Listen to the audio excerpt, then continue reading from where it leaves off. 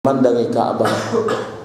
Wahai Ka'bah, sesungguhnya engkau itu adalah yang paling mulia di sisi Allah Subhanahu wa taala, dan sungguh tempat engkau itu agung berada di dalam hatiku. Walakin nafsul mu'min a'zamu hurmatan minka, akan tapi jiwa seorang yang beriman lebih agung daripada engkau wahai Ka'bah. Baginda Nabi berhijrah ke Madinah bersama dengan para sahabat untuk menyelamatkan agama daripada terus-menerus diganggu dan diseksa oleh orang-orang Quraisy. Baginda Nabi korbankan segala-galanya untuk dakwah. Baginda korbankan masa, waktu, tenaga. Bahkan baginda Nabi SAW habiskan hartanya semuanya untuk perjalanan dakwah ini. Harisun alaikum, baginda Nabi semata-mata kerana nak sungguh kita ini umat mendapatkan kebaikan. Sehingga apabila Masya Allah tabarakallah, baginda Nabi SAW balik berjalan daripada Taif menuju Mekah, balik tuan-tuan, Masya Allah, tidak ada orang yang beriman kepada baginda Nabi, seorang pun tidak ada yang beriman. Justru penghinaan, cacian, makian yang diterima oleh baginda Nabi SAW. Allah Ta'ala kemudian arahkan malaikat Jibril dan malaikat penjaga gunung turun menjumpai baginda Nabi SAW. Saat itu malaikat Jibril berkata kepada baginda Nabi, wahai Muhammad, wahai Rasulullah, sesungguhnya Allah telah memberikan kebenaran kepada malaikat penjaga gunung ini untuk ikut arahan kamu. Gapo dia benda engkau arah, dia akan ikut arahan kamu. Wahai Muhammad, engkau boleh saja arahkan dia untuk menghampapkan itu gunung Abu Qubais kepada orang-orang Mekah, dan hampapkan gunung Qu'aiqian kepada orang-orang Taif, supaya mereka itu semuanya mampu belaka. Apa jawaban baginda Nabi SAW? Inni lam ub'as la'anan, aku ini tidak diutus oleh Allah untuk membawa azab. Wa inna ma bu'istu rahmah, akan tapi aku diutus oleh Allah untuk menjadi rahmat bagi semua alam. Dan aku berharap kepada Allah akan lahir nanti daripada keturunan zuriat mereka itu orang-orang yang beriman kepada Allah, beriman kepada Rasulullah sallallahu alaihi wasallam. Harisun alaikum, sangat inginkan kebaikan untuk ini umat. Yang terakhir tuan-tuan, puan-puan yang dikasihi oleh Allah Subhanahu wa taala, bil mu'minina raufur rahim. Baginda Nabi sallallahu alaihi wasallam itu kasih dan sayang kepada orang-orang yang beriman. Terlampau kasih dan sayangnya baginda Nabi kepada ini ummah, sehingga pada saat-saat yang terakhir daripada kehidupan baginda, di saat-saat baginda Nabi merasa ia akan pedih dan pahitnya sakaratul maut, yang diingat oleh baginda Nabi bukanlah Aisyah, yang diingat oleh baginda Nabi bukanlah Fatimah, yang diingat baginda Nabi bukanlah keluarga baginda Nabi sendiri, akan tapi justru yang diingat oleh baginda Nabi sallallahu alaihi wasallam adalah kita umatnya baginda Nabi sallallahu alaihi wasallam. Sehingga wasiat yang terakhir daripada baginda Nabi sallallahu alaihi wasallam adalah wasiat untuk kita umat baginda Nabi sallallahu alaihi wasallam. Saat itu baginda Nabi berkata dengan perkataan yang Masya Allah tabarakallah, kalau kita amalkan betul-betul ini perkataan dan wasiat, insya Allah pasti kita akan diselamatkan daripada seksaan dan azab api nerakanya Allah Subhanahu wa taala. Baginda Nabi berwasiat, as-salah wa ma malakat aimanukum, jagalah sembahyang, dan jaga orang-orang yang berada di bawah jagaan kamu. Jaga mereka daripada seksaan Allah Subhanahu wa taala, jaga mereka daripada api neraka Allah Subhanahu wa taala. Tuan-tuan, puan-puan yang dikasihi oleh Allah Subhanahu wa taala, betapa bertuahnya seseorang ketika mana dia dijadikan oleh Allah Subhanahu wa taala sebagai umat baginda Nabi Muhammad sallallahu alaihi wasallam, sehingga seorang Musa alaihi salam tuan-tuan, dia memohon kepada Allah Subhanahu wa taala, Allahumma ja'alni min ummati Muhammad, ya Allah jadikan aku di antara umatnya Muhammad. Kita tuan-tuan tak pernah berdoa, kita tak pernah meminta, Kita tak pernah memohon, akan tapi Allah Ta'ala takdirkan kita lahir ke dunia menjadi umat baginda Nabi sallallahu alaihi wasallam. Betapa bertuahnya seseorang yang pemimpinnya adalah baginda Nabi sallallahu alaihi wasallam. Kita tak boleh balas tuan-tuan jasa baik dan pengorbanan baginda Nabi untuk kita. Sekurang-kurangnya tuan-tuan, puan-puan yang dikasihi oleh Allah Subhanahu wa taala, kita hidupkan di dalam diri kita, di dalam diri keluarga kita, anak-anak kita, istri-istri kita, macam mana perasaan cinta dan rindu kepada baginda Nabi sallallahu alaihi wasallam. Tidak putus-putusnya lisan kita ini menyebut nama baginda Nabi sallallahu alaihi wasallam, berselawat mengagungkan baginda Nabi sallallahu alaihi wasallam. Dan juga kita dalam kehidupan keseharian kita, dalam setiap gerak langkah kehidupan kita, macam mana kita boleh hidup ikut cara baginda Nabi sallallahu alaihi wasallam. Tak boleh amalkan sunnah-sunnah baginda Nabi yang besar, mulakan daripada sunnah yang terkecil terlebih dahulu. Sunnah di saat kita pergi tidur, bangun daripada tidur, sunnah ambil sembahyang, ambil air sembahyang, sunnah pergi ke masjid, keluar daripada masjid, masya-Allah tabarakallah. Sunnah-sunnah dalam kehidupan keseharian kita berharap kepada Allah Subhanahu wa taala, macam mana ketika mana Allah Taala tengok kita sentiasa berusaha untuk mengamalkan sunnah-sunnah baginda Nabi, Allah Subhanahu wa taala wujudkan janji baginda Nabi sallallahu alaihi wasallam kepada kita, manittaba'ani faqad ahabbani wa man ahabbani kana ma'i fil jannati. Sesiapa yang mengikuti aku, itu tanda dia cinta kepadaku, dan siapa yang cinta denganku, tempatnya nanti di dalam syurga bersama dengan aku. Tuan-tuan, puan-puan yang dikasihi oleh Allah Subhanahu wa taala, terakhir daripada ambo, jadi ambo nak mengucapkan banyak-banyak jutaan terima kasih kepada tuan-tuan dan puan-puan pihak pentadbiran Surau Nurul Hijrah yang telah memberikan ambo kesempatan untuk mengganti Al-Fadhil Ustaz Abu Jihad. Al-Fadhil Ustaz Abu Jihad. Jadi masya-Allah tabarakallah, Ustaz Abu Jihad pun bagi tahu tadi pukul 7 tuan-tuan.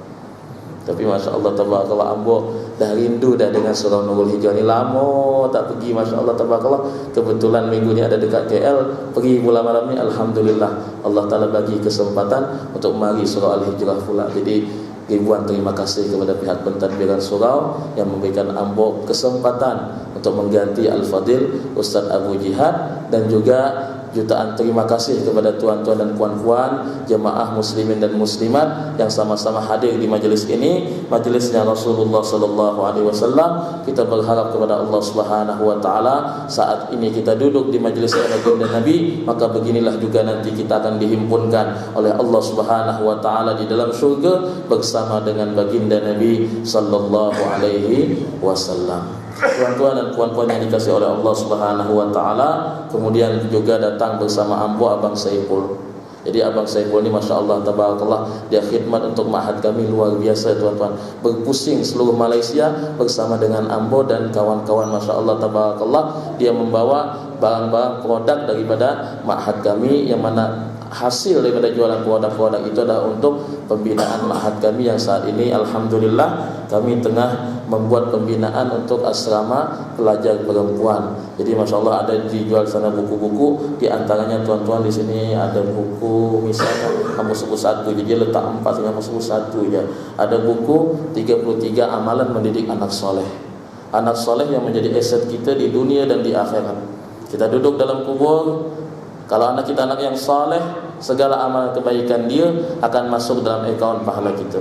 Kita berada di negeri akhirat, masya-Allah tabarakallah, anak yang soleh ini masya-Allah dia akan membawa kita masuk ke dalam syurga yang Allah Subhanahu wa taala. Bukan sekadar masuk tuan-tuan, dia akan membawa derajat kita naik ke dalam syurga, di dalam syurga yang Allah Subhanahu wa taala. Dan selain daripada amalan-amalan untuk mendidik anak soleh, di dalam buku ini tuan-tuan, di muka surat 60 ada amalan yang diajar oleh baginda Nabi sallallahu alaihi wasallam kepada Abdullah ibnu Umar.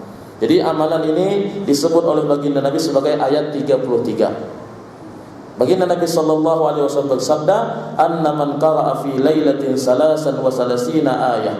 Sesiapa yang baca pada waktu malam hari 33 ayat. Membaca ayat 33 setiap malam, maka Allah Subhanahu wa taala tidak akan memberikan kemudaratan kepada dia. Segala sesuatu penyakit, berbahaya, bala bencana, musibah, semuanya tidak akan pernah menimpa orang yang beramal dengan ayat 33 ini, tuan-tuan. Dia akan diselamatkan oleh Allah Ta'ala, anak dan istrinya akan diselamatkan oleh Allah Ta'ala, harta bendanya pun juga akan diselamatkan oleh Allah Subhanahu Wa Ta'ala daripada berbagai macam bala bencana dan musibah. Ini amalan, tuan-tuan, bagus kita amalkan, lebih-lebih lagi di zaman mutaakhir macam sekarang ini, tuan-tuan. Macam mana tidak, tuan-tuan? Sebab kita dah tak rasa tak selamat, tuan-tuan. Macam mana rasa tak selamat? RNR bukan lagi namanya rehat dan rawat, dah jadi rogol dan ragut. Jenayah semakin berleluasa di mana-mana. Duduk di dalam rumah pun tak rasa selamat. Sebab itu penjenayah, itu pencuri, perompak boleh bila-bila masa sahaja dia masuk pecah rumah. Bila dia masuk pecah rumah, tuan-tuan, dia ini dilindungi oleh undang-undang. Macam mana dilindungi undang-undang? Kita tak boleh membuat benda yang boleh membawa kecederaan kepada dia, apalagi sampai membawa kepada kematian. Kita mempertahankan diri kita, tapi ternyata pertahanan diri kita menyebabkan dia mati misalnya. Apa jadi? Kita akan didakwa, tuan-tuan. Betul? Terjadi beberapa hari yang lepas, kan? Beberapa waktu yang lepas viral di mana-mana, Facebook, media, macam-macam, berbagai macam kil wakal terhadap Encik Zulkifli. Dengar ada beritanya, kan? Jadi dia kata dia mempertahankan diri, sampai akhirnya terbunuh itu orang yang nak merompak dekat rumah dia tu. Tapi akhirnya dia pula yang kena dakwa.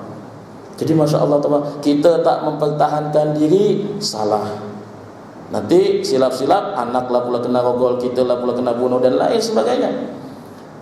Nak mempertahankan diri pun juga, kalau terlajak pun juga salah. Jadi lagu mana, tuan-tuan? Allah Ta'ala punya kuasa, tuan-tuan. Yang mencuri itu makhluk Allah Ta'ala. Kita makhluk Allah Ta'ala, dia pun makhluk Allah Ta'ala. Allah Ta'ala boleh saja membuat dia yang nak mencuri tak jadi mencuri, tuan-tuan. Allah Ta'ala boleh saja buat dia yang nak merompak tak jadi merompak. Dah sudah sampai masuk dalam rumah, ternyata Masya Allah dia nampak, ini bukan rumah ni, balai polis ni.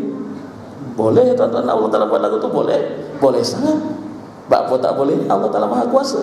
Jadi ketika mana Allah Ta'ala Maha Kuasa seperti ini, tuan-tuan, kita berlindung dengan Allah Subhanahu Wa Ta'ala daripada segala macam bala bencana dan musibah ini. Kita tak nak, tuan-tuan, terjadi dengan diri kita. Cukuplah yang sudah-sudah itu menjadi pengajaran dan ibrah untuk kita. Berlindung dengan makhluk tidak akan menjadi, tuan-tuan. Berlindung dengan Allah Ta'ala, beramal dengan amalan yang diajar oleh baginda Nabi Sallallahu Alaihi Wasallam, insya-Allah Allah Ta'ala akan selamatkan kita. Terjadi dengan Imam Muhammad bin Sirin. Pada satu malam Imam Muhammad bin Sirin melintas di satu tempat, mungkin entah kerana tak perasan, entah kerana tak tahu, melintas di tempat yang dikatakan sebagai sarang markasnya para penyamun dan perompak. Tidak ada orang yang melintas di lorong tersebut melainkan mesti akan diambil hartanya dan orangnya akan dibunuh.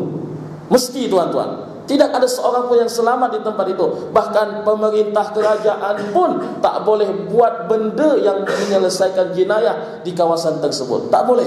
Memang jenayah berleluasa di kawasan tersebut. Mungkin kerana beliau tak perasan atau apa, beliau berhenti di tempat itu.